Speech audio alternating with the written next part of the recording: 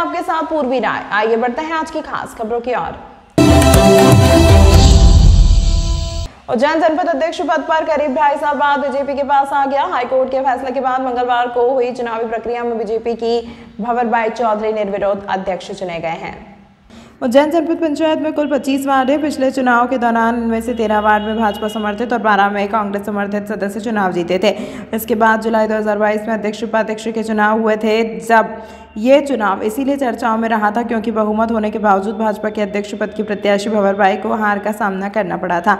High court के फैसले के बाद आज भंवरबाई चौधरी निर्विरोध अध्यक्ष चुने गए और उज्जैन जनपद से विजय जुलूस चालू हुआ। विभिन्न मार्गों से होते हुए लोक शक्ति भवन पहुंच कार्यकर्ता द्वारा भव्य स्वागत किया गया और आम सभा का आयोजन हुआ। संघर्ष के बाद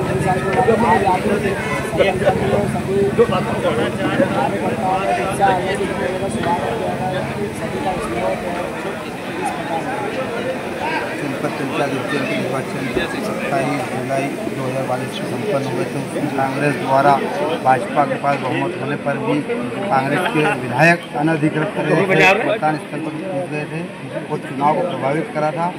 चुनाव प्रभावित होने के कारण समय निकल गया। प्रार्थी वोटों के बीच में प्रशासन के बीच में विवाद हुआ था और समय निकलने के बाद भाजपा का वोट पहले कहीं नहीं बन पाया था और कांग्रेस के 12 बहुमत वोट से उनसे विजय हासिल कर ली थी और हम इस विषय को हाई कोर्ट लेकर गए। हाई कोर्ट से 2 साल बाद 2.5 साल बाद हाई कोर्ट ने हमारे पक्ष में फैसला दिया और पुनः आज भाजपा का वोट बना जनपद पंचायत उज्जैन में और निर्विरोध बना। कार्य करेंगे जनता के बीच में शासन की जो योजना है जहाँ ग्राम पंचायत तक ले जाएं, ग्राम पंचायत स्तर से वार्ड से लेकर जनपद और जनपद से लेकर जिला प्रदेश तक इसी हिसाब से मांग करेंगे कि पिछली समस्या उससे अवगत कराएंगे। लोगों ने जगह जगह आज किस प्रकार आभार प्रकट करेंगे, लोगों ने स्वागत करा उसको लेकर। ये तो सभी जनता का प्रेम स्नेह और दुलार था, तो अपने अपने हिसाब से सबने अपने स्थान पर करा। हमारे चैनल के माध्यम से उनको धन्यवाद किस तरीके से देना चाहिए कि जितने भी उज्जैन से लेके कल से लेके 4 दिन हो गए हमारे साथ जो लोग लगे हैं, प्रत्यक्ष अप्रत्यक्ष रूप से सभी का धन्यवाद और आभारी रहेंगे। जीवन में ऐसा पल हर किसी को नसीब नहीं होता और होता है तो वो आदमी कभी भूल नहीं सकता है। ठीक रंग लाइए, आपने किस प्रकार से पूरी मेहनत करी थी, किस प्रकार से आपने एक बार फिर विजेता बनाया है, किस प्रकार से मेहनत तो क्या है कि इसलिए कार्यकर्ताओं को जिस प्रकार से जो चुनाव हुआ उसे शून्य घोषित कर दिया गया क्योंकि जो नियमित काबिल होती है, जैसे किसी भी चुनाव का निर्वाचन होने के लिए कोरम होता है 1/2+1 का, मतलब आधे से ज़्यादा वोटों से मिलना चाहिए। यहाँ पर जो चुनाव हुआ तो सिर्फ एक ही पार्टी के द्वारा वोटिंग की जाती है, दूसरे वोट नहीं डालते जाते। इसी आधार पर हाईकोर्ट में इसके बाद में पुनः से फ्रेश इलेक्शन कराने के निर्णय आए, उसी आधार पर आज यहाँ पर फिर से चुनाव हुआ है। पर एक चीज़ कहना चाहेंगे, इसी के बाद हम एक याचिका कराएंगे जो कि अभी जो भी अध्यक्ष पद का चुनाव हुआ है जिसमें भंवरबाई पति दूल्हे सिंधु चौधरी को निर्वाचित किया गया है, परंतु पूर्व की बात की जाए तो उपाध्यक्ष चुनाव भी जो हुआ था निर्विरोध हुआ था, बिना किसी प्रोसीजर के हुआ था। इसलिए उपाध्यक्ष के चुनाव के लिए हम फिर से रेट लगाएंगे, फिर से उपाध्यक्ष का चुनाव। आपका शुभ नाम? अनंत यादव। ठीक।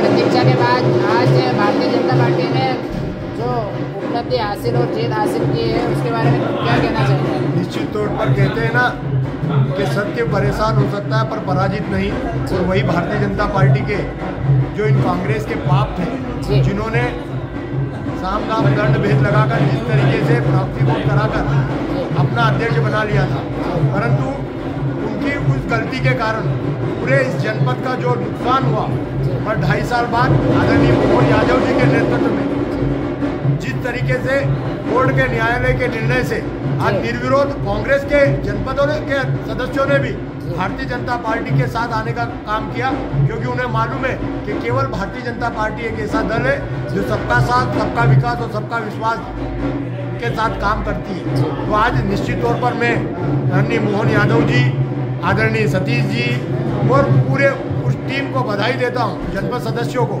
जिन्होंने भारतीय जनता पार्टी के विकास के साथ अपना सहयोग किया।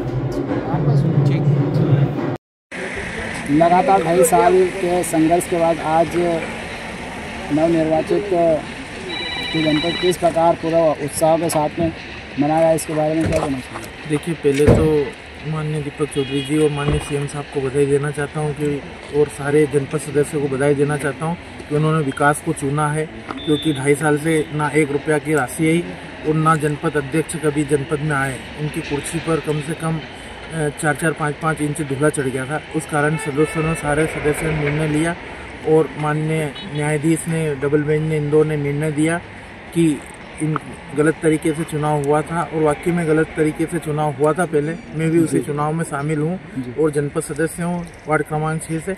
उनके द्वारा भाजपा के वोट डाले नहीं गए थे, उनके पास 13 वोट थे और कांग्रेस के पास 12 वोट थे।